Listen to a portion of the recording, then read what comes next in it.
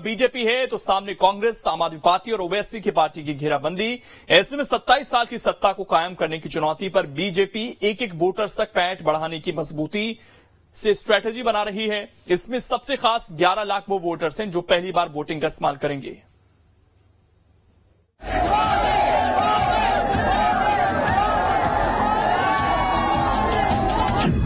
नातो आ रिश्ता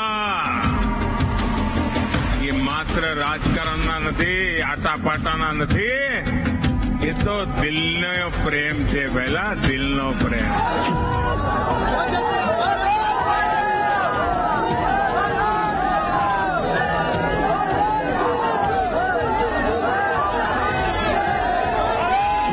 આજે જયારે જામનગરની ધરતી પર આવ્યો છું ત્યારે એ રસ્તામાં જે ભવ્ય સ્વાગત અને આશીર્વાદ આપ્યા। पब्लिक टू पब्लिक कनेक्ट का ये सबसे कारगर मोदी मॉडल है और इस मॉडल के जितना डीप जाएंगे एक बड़ा संदेश उभर कर सामने आएगा कि देयर इज नो अल्टरनेटिव, यानी मोदी का कोई विकल्प नहीं है। और यही मोदी के होम ग्राउंड में बीजेपी की लगातार जीत और कांग्रेस की लगातार हार की वजह बनी। लेकिन इस बार जब मुकाबला त्रिकोणीय है, एक क्षेत्रीय से ज्यादा राष्ट्रीय मुद्दे हावी है और 11,68,528 नए वोटर जुड़े हैं। भले ही 4 करोड़ के पार कुल वोटर में आंकड़ा महज चंद फीसद हो, मगर इनका प्रभाव किसी भी दल का खेल बना भी सकता है और बिगाड़ भी सकता है। कि मोदी सरकार ने हमारे जैसे युवाओं के लिए बहुत अच्छे काम किए हैं, कई सारी योजना बनाई हैं। प्रधानमंत्री मोदी का जो इन पिछले 5 सालों में जो हमने देखा है, उससे देख के लगता है कि प्रधानमंत्री दोबारा आने चाहिए। मुझे लगता है कि मोदी जी की सरकार हमारे देश को आगे बढ़ाने में बहुत ज्यादा हेल्प करेगी। मोदी ने कई सारे काम किए हैं, जैसे कि लोगों को प्राथमिक सुविधाएं उपलब्ध की है, जैसे कि गांवों में हॉस्पिटल, अच्छे रोड बनाए हैं। नरेंद्र मोदी ने हमारे देश के लिए बहुत सारे अच्छे काम किए हैं। मुझे लगता है कि अब की बार भी वो ही आएंगे। सूरत टू जामनगर।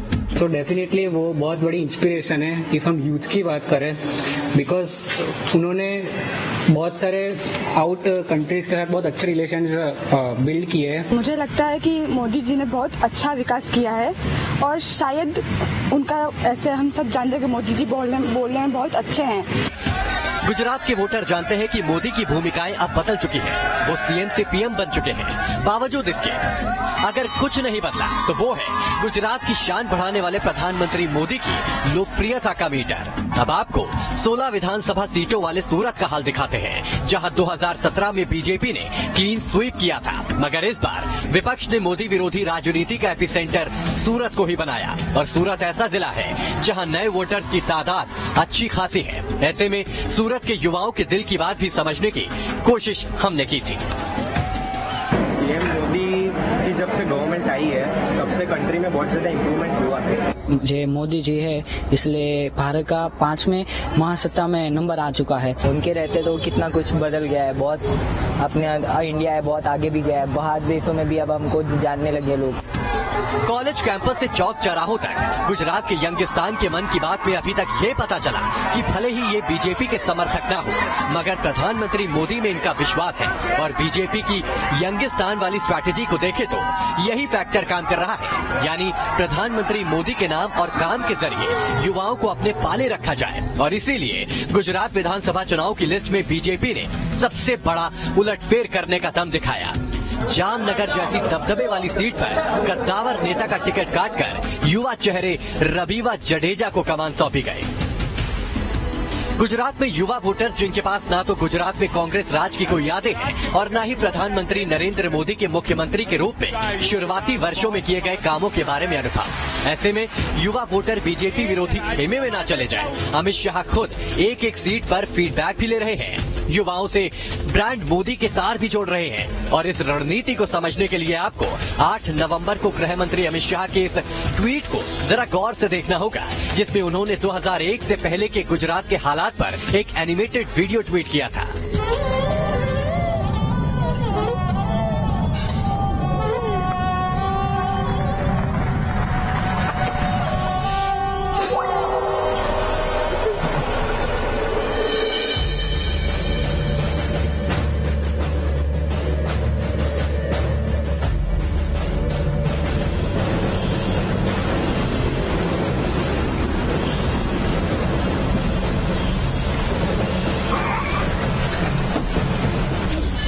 इस मिशन पर अमित शाह ने बड़ा ब्लूप्रिंट तैयार किया। ऑन ग्राउंड कैडर को फर्स्ट टाइम वोटर्स तक पहुंचाने का निर्देश दिया। वोट देने के लिए रजिस्टर कराने में मदद करने का प्लान तैयार किया। पन्ना समितियों को हर घर में फर्स्ट टाइम वोटर की पहचान का जिम्मा सौंपा।